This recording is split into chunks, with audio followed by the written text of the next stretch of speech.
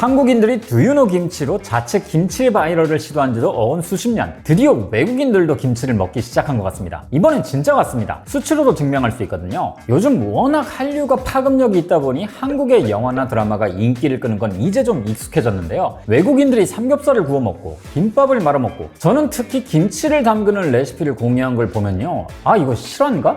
이런 생각도 들더라고요. 아직도 세계 어딘가에서는 김치를 한국인에 대한 차별적인 표현으로 쓰기도 하지만은 김치는 한국인의 정체성, 상징, 아무튼 좋은 단어는 다 붙여도 맞는 말일 겁니다. 어렸을 땐 가족끼리 모여서 김치를 담그고 나누기도 했지만은 저는 사실 포장김치를 사 먹은 지 꽤 오래됐는데요. 예전에는 어머님들이 김치를 사 먹는다고 하면은 뭔가 좀 자존심 상해하시기도 하셨고 좀 찝찝해하기도 하셨죠. 김치를 사 먹는다는 개념은 당시로서는 상상조차 하지 못했을 때가 있었으니까요. 아시는 분들도 있으시겠지만은 이 포장김치 산업을 처음으로 연 기업은 종가입니다. 이 기업이 벌써 38년이나 됐으니까 포장김치 산업이 열린 것도 38년이나 됐네요. 2024년 국내 포장김치 시장 규모는 6,966억 원. 이 중에서 종가의 점유율이 한 40% 정도입니다. 정말 어마어마한 수치죠. 돈슐랭에서도 김치 산업을 한번 다룬 적이 있는데요. 요즘 외국에서도 김치펌이 슬슬 오르는 게 근황 체크도 할 겸 오늘은 이 김장이라는 중노동으로부터 우리를 해방시켜준 이 종가에 대한 이야기를 해볼까 합니다. 저는 김밥이고요. 제가 오늘 떠먹여드릴 이야기, 종가의 큰 그림입니다.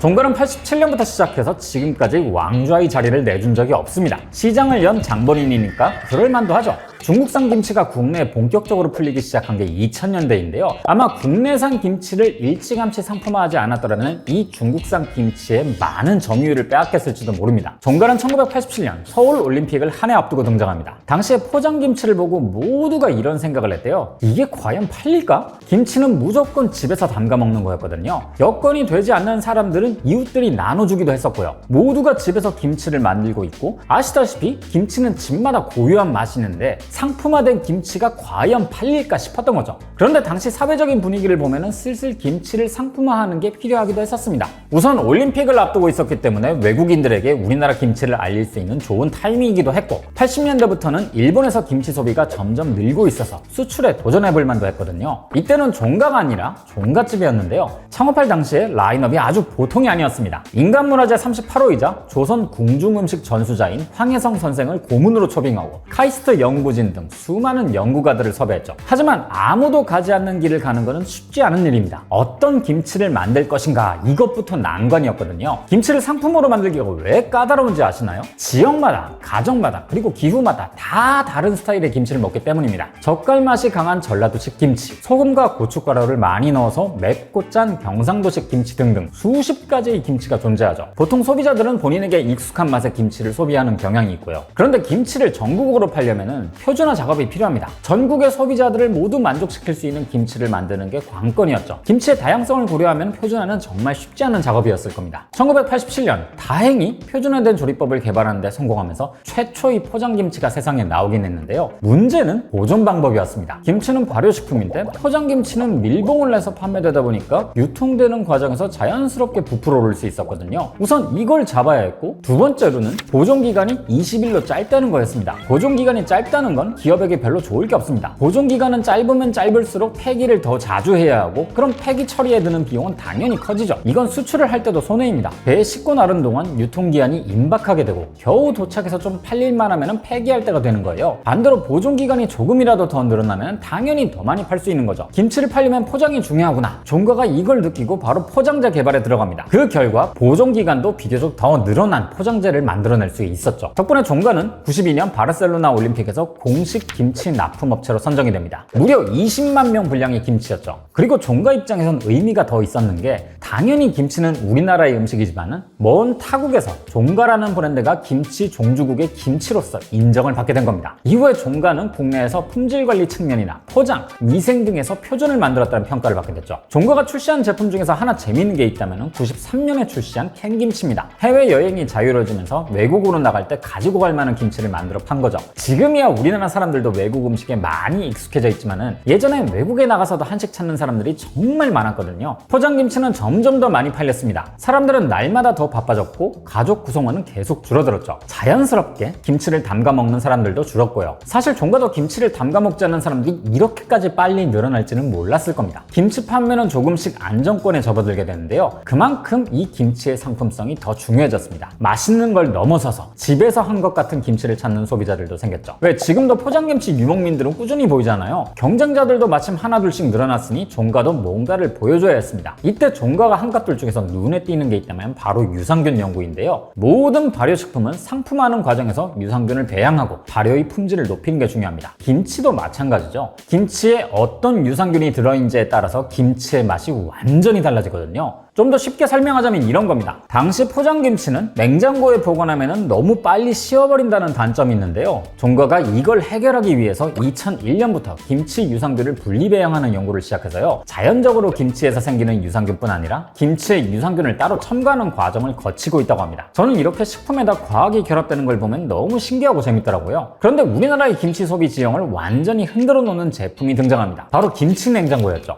94년에 처음 등장한 김치 냉장고가 필수 가전 반열에 오르면서요. 2006년엔 가구당 0.63대, 2009년엔 0.75대로 사실상 완전 보급이 이루어집니다. 업계에선 이 김치 냉장고의 보급이 포장김치 산업에 악영향을 끼칠 거로 예상했죠. 그럴만도 한 게 김치 냉장고는 대용량 보관을 전제로 하잖아요. 2-3kg짜리 포장김치를 필요할 때마다 사 먹는 소비 방식과는 아예 다릅니다. 더 큰 문제는 이 시기에 중국산 저가 김치가 본격적으로 확산하기 시작했다는 거죠. 이게 국산 김치보다 약간 더 싼 수준이 아니라 거의 3배 이상씩 차이가 났습니다. 중국 김치는 국내 시장을 빠르게 잠식해 나갔어요. 이 절체절명의 시기에 종가의 주인이 바뀌게 됩니다. 바로 대상이죠. 예전에 돈슐랭에서도 언급했지만은 대상은 조미와 발효 기술에서 경쟁력을 가진 기업입니다. 이런 기반을 가지고 있었기 때문에 김치 사업을 매입하면 자연스럽게 연결되는 구조를 만들 수가 있었죠. 연관 산업 간의 시너지를 극대화하면서 시장에서도 빠르게 경쟁력을 확보할 수 있을 거라 봤던 겁니다. 그리고 2010년대 초 아주 타이밍 좋게 불기 시작한 한류를 등에 업고 종가는 해외 김치 시장을 본격적으로 개척해 나가기 시작했죠. 물론 과정이 순탄하지는 않았습니다. 외국인들에게 김치가 인기가 좋아봤자 그냥 부재료거든요. 나라마다 고유의 발효 음식이 있긴 하지만은 익숙하지 않은 발효 음식은 장벽이 있다 보니 소비량도 많지 않았죠. 그런데 한국을 방문하는 외국인들이 늘어나고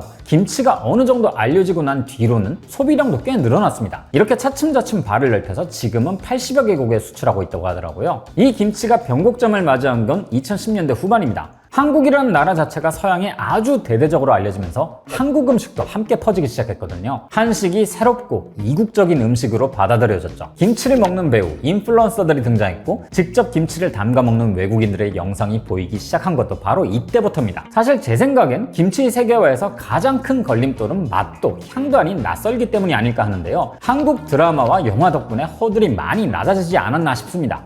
그럼 정말로 외국인들은 김치를 얼마나 먹고 있는 걸까요? 우선 2011년 김치 전체 수출액은 3천만 달러 정도였습니다. 그런데 한류의 호감도가 본격적으로 올라가던 2019년엔 1억 달러를 넘겼죠. 24년엔 무려 1억 6천만 달러를 넘겼고요. 특히 눈길이 가는 것은 미국 시장에서 엄청나게 성장했던 겁니다. 2010년대 초중반만 하더라도 김치를 가장 많이 수출하는 곳은 일본이었습니다. 그렇단 건 김치가 글로벌화됐다고는 말할 수 없었다는 거죠. 그런데 미국 시장에서 매년 20% 이상의 성장률을 보이더니 최근엔 일본을 거의 다 따라잡아 버립니다. 심지어 곧 추월할 것 같기도 하고요. 미국 외에도 네덜란드나 캐나다, 호주, 영국, 대만이 뒤를 잇고 있는데요. 과거엔 주로 타국에 사는 한인들이 소비를 했지만 요즘엔 현지인의 비중도 무시 못할 정도라고 합니다. 종가도 이 흐름을 타고 매해 사상 최고의 수출액을 찍고 있고요. 2024년 기준 김치 수출액의 57%를 종가가 차지하고 있는 것도 재밌는 부분입니다. 물 들어오는데 열심히 노져야 하죠. 종가는 2022년부터 이름까지 바꾸면서 대대적으로 리브랜딩을 시작합니다. 기업 입장에선 이름을 바꾸는 게 쉽진 않은 일인데요. 브랜드의 설명에 따르면 이름에서 집을 뺀 이유는 말 그대로 집을 벗어나서 세계로 나가겠다, 뭐 이런 의미가 있다고 합니다. 개인적으로는 종갓집보다는 종가가 외국인들이 부르기에 더 좋을 것 같기도 하네요.